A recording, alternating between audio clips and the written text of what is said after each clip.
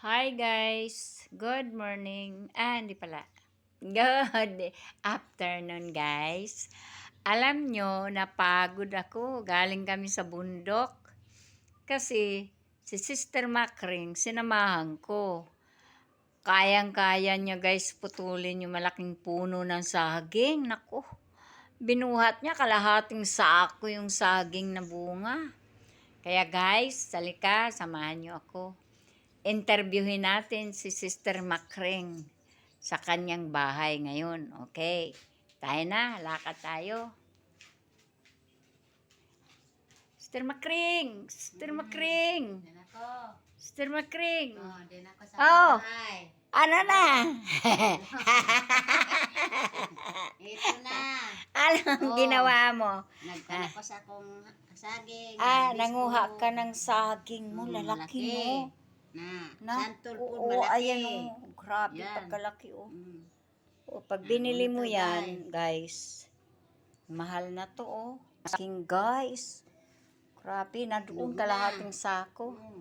Nog na. Galing ba yan sa tanim mo? Alin? Dito Saging? sa tanim. Saging? Naku, ayan pa o, nadurog na o. Ayan pa o. Tapos ayan pa, daming pagkain sa bahay niya. Ayan pa o. Ang lalaking mangga o, wow. Kinakain lang niya ito, pinamimigay lang niyo.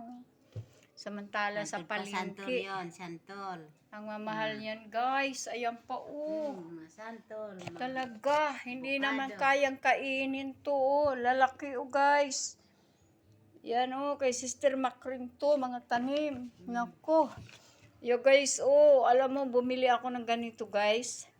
50 pesos ni, ganyan kalaki. 50 pesos, yan. Ganyan kalaki. Guys, yan o. Dami o. Sa ako, ito naman yung nakahiwalay naman to. Mga avocado naman. Guys, daming pagkain dito. Ayan pa o. Isang tree pa guys. Nako. Daming pagkain dito sa bahay ni Sister Macring. Kaya lang, hanggang tingin na lang kami guys. Kasi hindi naman na kayang kainin. Kaya kung nandito sana kayo guys, makatikim sana kayo. Galing na sa mga tanim niya guys. Ito pa o. Mga luyan niya. Nag-ani na siya mga luyan niya. Yan. Yan. Tapos yung sili. Yan o, mga sili o. Galing lang yan sa tanim niya o. Kaya guys, grabe ang ganda dito tumira sa bundok guys. Mga luya o. Ang luya, mamahal na, di ba? Ito galing lang yan. Ilang puno lang yan guys na kinuhanan niya. Ito, daming pagkain guys. Ayan ang kakaiba tumira sa probinsya.